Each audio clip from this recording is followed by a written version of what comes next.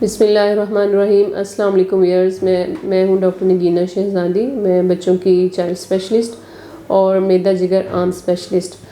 امید ہے آپ لوگ خیریت سے ہوں گے، گڈ ہیلتھ انجوائے کر رہے ہوں گے۔ اور آج ہم جس ٹاپک پہ بات کرنے چاہ رہے ہیں وہ بہت ہی کامن ہے، جو پیرنٹس اکثر کنسرن ہوتے ہیں بچوں کو لے کے کہ بچے کی جو ہے وہ گروتھ نہیں ہو رہی ہے، بچے کی نشو و نما نہیں ہو رہی ہے، بچے کا قد چھوٹا ہے باقی بچوں کے لحاظ سے، یا اس کے جو پیئر ریلیشنز ہیں، فیملی میں دوسرے بچے ہیں، اس کے لحاظ سے بچے کا جو قد ہے وہ چھوٹا ہے یا اس کا قد نہیں بڑھ رہا۔ ہم اکثر دیکھتے ہیں کلینکس میں بھی، او پی ڈی میں، کہ پیرنٹس جو ہیں وہ بچوں کو لے کے پھر رہے ہوتے ہیں، اور بچہ 10 ایئرس کا ہوتا ہے لیکن دیکھنے میں وہ بالکل 5 ایئرس کا لگ رہا ہوگا۔ اسی طرح اگر 4 ایئرس کا ہے تو دیکھنے میں وہ 1 یا 2 ایئرس کا لگ رہا ہوتا ہے۔ اب کون سی ایسی وجوہات ہیں کہ جس کی وجہ سے بچے کا قد چھوٹا رہ جاتا ہے؟ کب ہم کہتے ہیں کہ بچے کا قد چھوٹا ہے؟ آیا کہ اگر پیرنٹس کنسرن ہے تو واقعی ہی اس کا قد چھوٹا ہے یا نہیں؟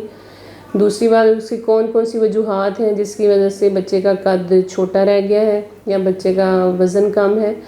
اور کون سی ایسی بیماریاں ہیں جن کی وجہ سے بچے کا قد چھوٹا ہوتا ہے، اور اس کو ہم کیسے انویسٹیگیٹ کرتے ہیں اور اس کو کیسے ٹریٹ کرنا چاہیے؟ تو سب سے پہلے یہ کہ شارٹ اسٹیچر یا قد کا چھوٹا ہونا اصل میں ہے کیا؟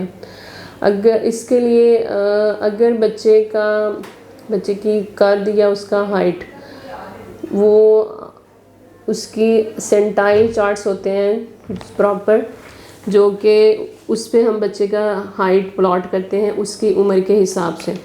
تو اس میں یہ ہے، جس طرح یہ میں آپ کو دکھانا چاہوں گی کہ یہ ایک گروتھ چارٹ ہے جس میں آپ دیکھ سکتے ہیں کہ بچے کا مینشن کیا ہوا ہے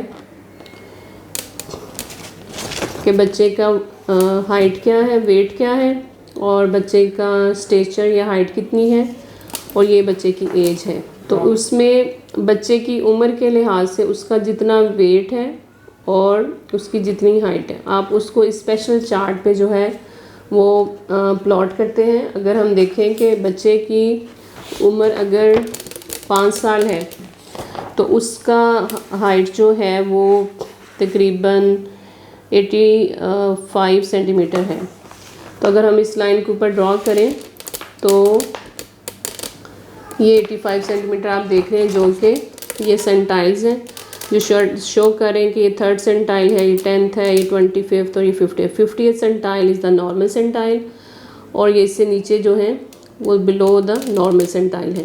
اور اب ہم کب کہیں گے کہ بچہ جو ہے وہ شارٹ اسٹیچر ہے یا اپنی عمر کے لحاظ سے اس کا قد چھوٹا ہے؟ جب 3rd سینٹائل سے بچے کا ہائٹ کم ہو، تو پھر ہم اس کو لیبل کریں گے کہ یہ بچہ آپ کا شارٹ اسٹیچر ہے یا اس کا قد باقی بچوں کی نسبت چھوٹا ہے۔ پھر کون سی ایسی وجہ، اور یہ جو چارٹس ہیں سینٹائل چارٹس، یہ لڑکوں کے لیے اور گرلس کے لیے علیحدہ علیحدہ ہوتے ہیں۔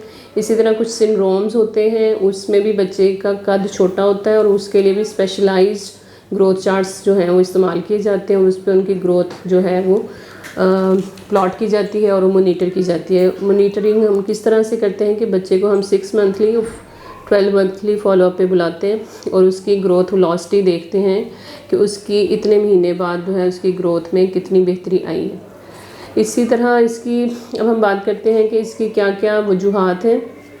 تو سب سے جو کامن ہم دیکھتے ہیں وہ ہے فیمیلیل شارٹ اسٹیچر، جو کہ فیملیز میں رن کرتا ہے۔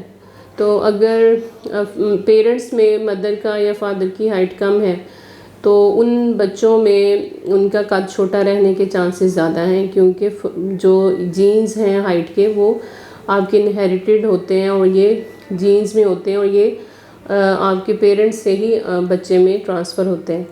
اسی طرح کچھ انوائرمنٹل فیکٹرز ہوتے ہیں، کچھ جینیٹک میک اپ ہوتا ہے اس طرح کا، اور کچھ جو ہے کلچرل ڈفرینسز ہوتے ہیں، لائک ایشین میں آپ کو ورائٹی آف ہائٹ ملتی ہے، چھوٹے بھی ہیں، کچھ ٹال بھی ہیں، لیکن جو امریکن ہے یا آپ جاپنیز کو دیکھیں تو ان میں زیادہ ٹرینڈ جو ہے وہ ٹال یا لمبے ہونے کا ہے۔ اور اگر آپ ملیشین کو دیکھیں تو ان کا کمپیریٹیولی اس کے لحاظ سے قد چھوٹے ہوتے ہیں. تو اسی طرح کچھ جو ہیں وہ کرونک ڈیزیزز ہوتی ہیں یا کرونک ایلمنٹس ہوتی ہیں جس کی وجہ سے قد چھوٹا رہ سکتا ہے، جس کا کہ ہم دیکھتے ہیں بہت کامن ویٹ الرجی ہے یا سیلیک ڈیزیز ہے، معدے و جگر کے اور انتڑیوں کے مسائل ہیں، آئی بی ڈی ہے، یا جگر فیل ہو گیا ہے یا گردے فیل ہو چکے ہیں جس کو ہم کرونک رینل فیلئر کہتے ہیں، اس کی وجہ سے بچے قد چھوٹا رہ سکتا ہے.